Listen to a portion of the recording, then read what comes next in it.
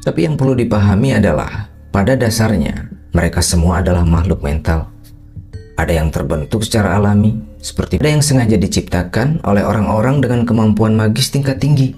Tapi ada juga yang terbentuk dari kualitas kita sendiri.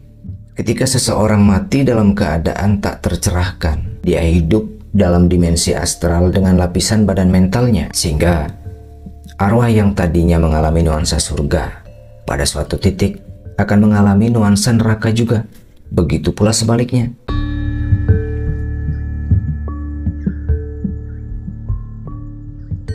Sobat bijak, bicara tentang dimensi astral, pada dasarnya tidak ada signifikansinya terhadap perkembangan spiritual.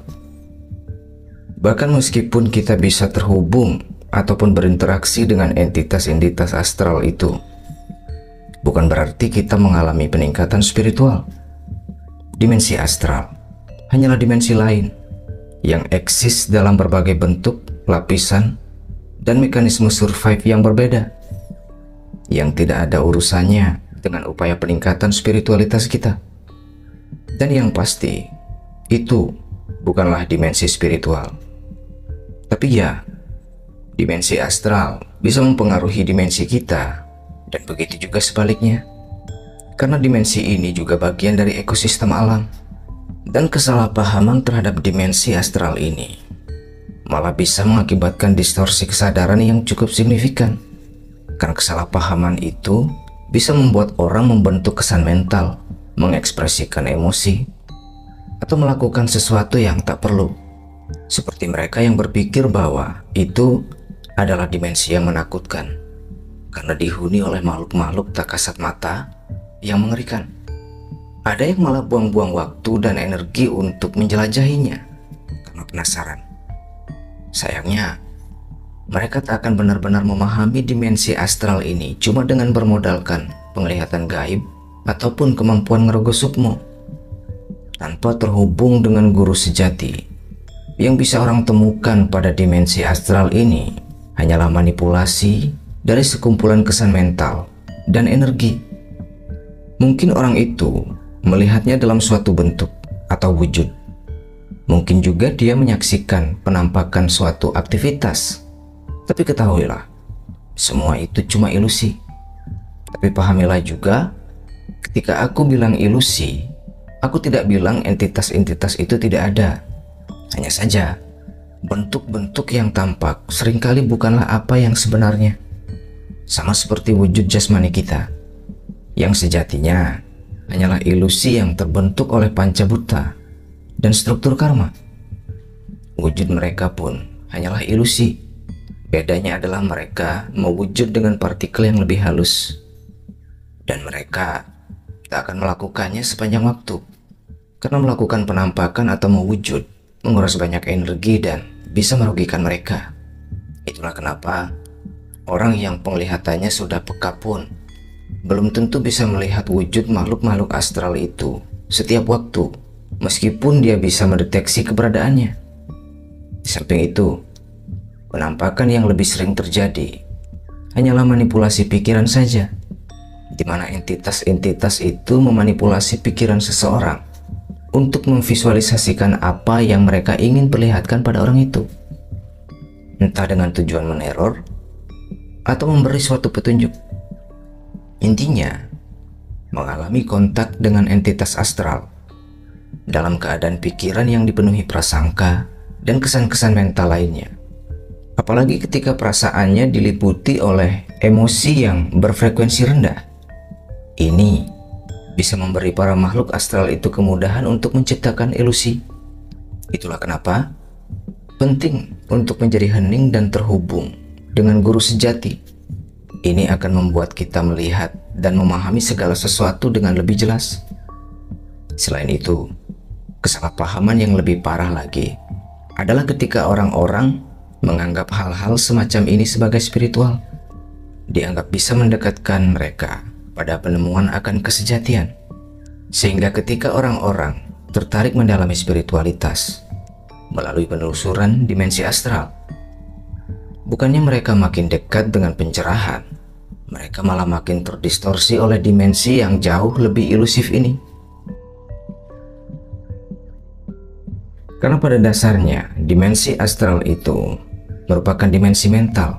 Hanya saja skalanya lebih luas, bahkan tak terbatas dibandingkan dimensi mental kita yang terbatasi oleh fisikal.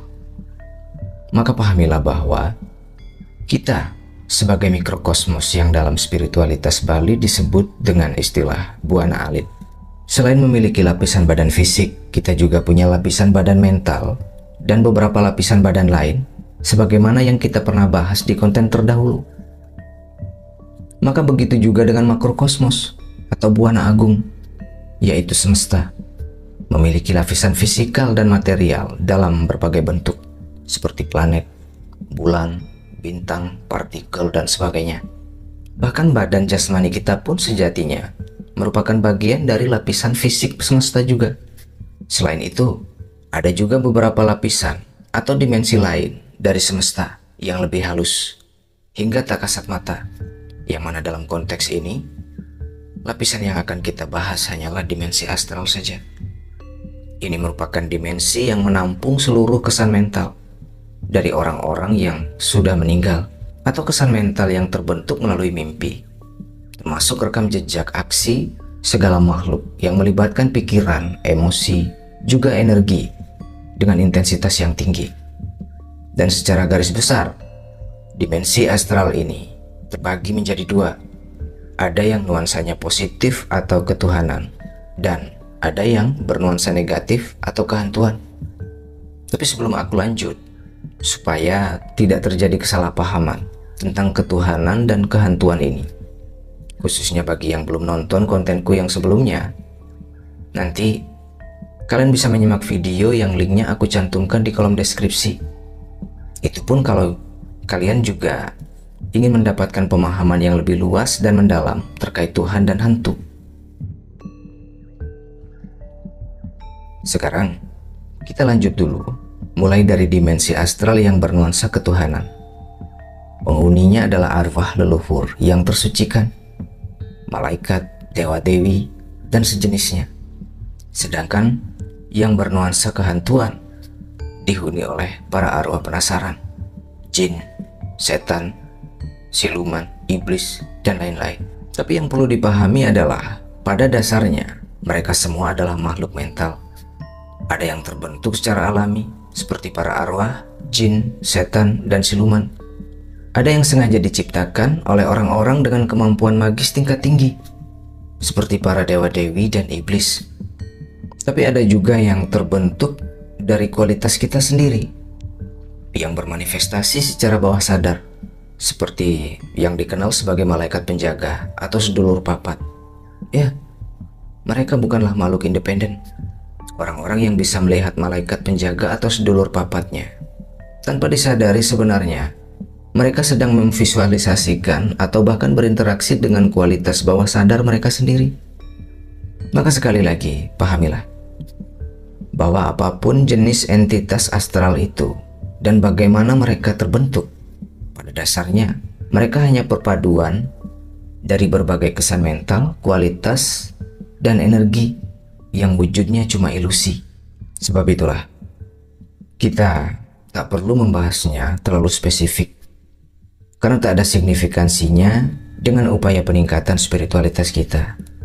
Bahkan eksisnya dewa-dewi, malaikat, dan sedulur papat itu pun hanya untuk memfasilitasi kehidupan duniawi.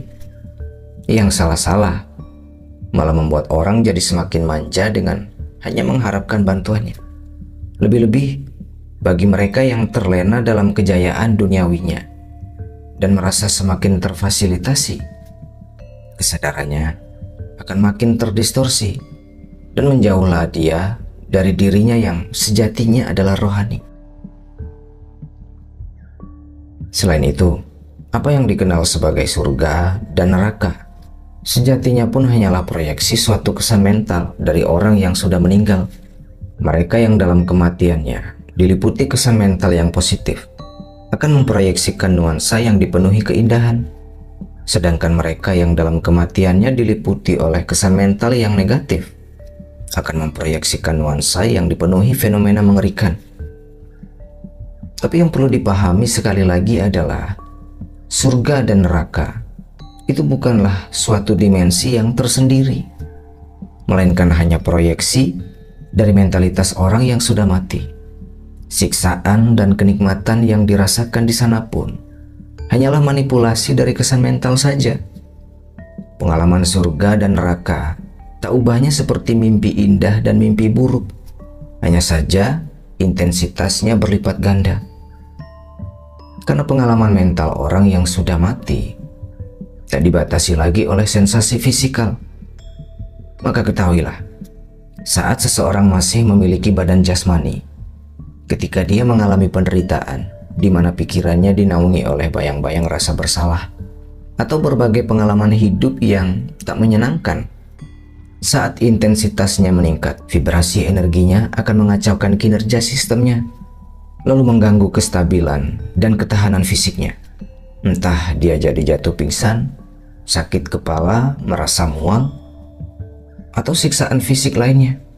Intinya, dengan begitu, intensitas penderitaan mentalnya pun teralihkan pada penderitaan fisikalnya. Dan itu merupakan mekanisme alami dari sistem kita guna mengamankan kewarasan dan kesadaran kita. Karena lebih baik sakit gigi daripada sakit hati, iya kan? Karena penderitaan mental jauh lebih menyiksa daripada penderitaan fisikal. Sehingga ketika seseorang mati dalam keadaan tak tercerahkan atau tak terbebaskan, dengan kata lain, dia hidup dalam dimensi astral dengan lapisan badan mentalnya, maka apapun bentuk emosi dan gejolak mental yang dialami, intensitas pengalamannya akan berlipat ganda sejadi-jadinya. Karena sudah tidak ada dimensi pembatas lagi. Bagus kalau orang itu mati diliputi emosi dan kesan-kesan mental positif. Itu akan berlipat ganda dan menciptakan nuansa yang teramat indah dengan kenikmatan yang luar biasa. Dan fenomena mental inilah yang disebut surga. Tapi kalau orang itu mati diliputi emosi dan kesan-kesan mental yang negatif, maka tentu itu akan menciptakan berbagai nuansa yang mengerikan dan menyengsarakan. Dan itulah neraka. Yang sekali lagi, baik surga ataupun neraka hanyalah nuansa atau fenomena mental saja. Yang dalam konteks spiritual, kedua fenomena ini hanyalah distorsi yang menghambat diri mengalami kesadaran murni. Lagi pula, hanya karena seseorang mengalami nuansa surga setelah kematiannya, belum tentu semasa hidup dia sama sekali tak melakukan aksi atau karma negatif. Begitu juga orang yang mengalami nuansa neraka. Pada suatu masa dalam hidupnya, pasti ada saja karma positifnya. Dan segala aksi yang meninggalkan kesan itu akan tersimpan secara otomatis pada lapisan badan mentalnya. Sehingga arwah yang tadinya mengalami nuansa surga pada suatu titik akan mengalami nuansa neraka juga. Begitu pula sebaliknya, yang tadinya mengalami nuansa neraka akan ada saat-saat di mana mereka pun bisa mengalami nuansa surga, yang mana porsinya tentu sesuai dengan kapasitas karmanya. Kemudian, ketika pada suatu masa sebuah janin terbentuk menyerupai struktur karmanya, dengan kata lain identik DNA dan genetikanya, ia pun akan kembali berinkarnasi di mana janin itu menjadi tubuh barunya. Dan karena prosedur kelahiran kembali itu adalah melalui struktur karma yang identik, maka kisah hidup yang akan ia lalui pada kelahiran barunya pun tidak akan jauh beda dengan kelahiran yang sebelumnya. Karena struktur karma itulah yang membentuk takdir kita, yang memetakan lintasan nasib kita. Dan selama kita masih terjerat oleh struktur karma kita, selama itu juga kita akan terus menjalani siklus kelahiran dan kematian yang disebut samsara. Tentunya lengkap dengan segala bentuk nuansa dan drama di dalamnya. Itulah kenapa dalam ajaran yoga ataupun spiritualitas lainnya, kita dituntut untuk meningkatkan dan mentransformasi kesadaran. Tapi kesadaran yang dimaksud bukanlah sekedar tentang menjadi terjaga atau bermental waras, bukan juga sebatas moralitas. Kesadaran yang dimaksud adalah keadaan diri yang sudah tak terdistorsi lagi oleh berbagai identifikasi palsu terkait diri dan kehidupan, termasuk kesan mental lainnya. Ini adalah keadaan di mana secara intuitif atau pengalaman langsung, diri sudah mengetahui kesejatiannya dan memahami bagaimana sistemnya bekerja, bagaimana sistem alam dan kehidupan itu bekerja, lalu bagaimana itu dapat mempengaruhi satu sama lain. Keadaan diri yang mengalami kejelasan akan kesejatiannya, dan kesejatian hidup inilah yang juga dimaksud sebagai pencerahan. Dan bukan itu saja, masih ada hal yang jauh lebih luas terkait kesadaran ini, tapi sulit menemukan kosakata yang pas untuk mengejawantahkannya.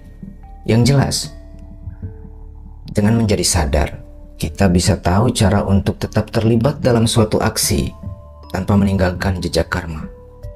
Dan dengan menjadi sadar, kita pun mengetahui aksi apa yang diperlukan agar kita bisa membakar, melebur, bahkan mendaur ulang struktur karma kita.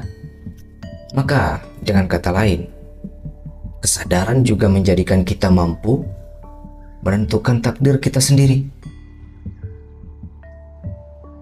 Tapi lebih dari itu, baik dalam ajaran Hindu, Buddha, maupun yoga, tujuan tertinggi spiritualitas itu bukanlah mencapai surga maupun menghindari neraka, melainkan mukti, moksha, atau nirwana, di mana diri sudah tak termanipulasi lagi oleh berbagai ilusi yang pada dasarnya terbentuk oleh sebab akibat dari dualitas, termasuk kesan surga dan neraka. Maka dengan terbebas dari segala bentuk ilusi itulah diri pun terbebas dari samsara dan bisa kembali menyatu dengan sumber kehidupan yang hakiki, lalu mengalami apa yang disebut sejati. Inilah juga yang dalam ajaran kejawen diejawantahkan dengan ungkapan manunggaling kawulolan Gusti dan sangkan paraning dumadi. Sobat bijak, terima kasih sudah menyimak dan sampai jumpa.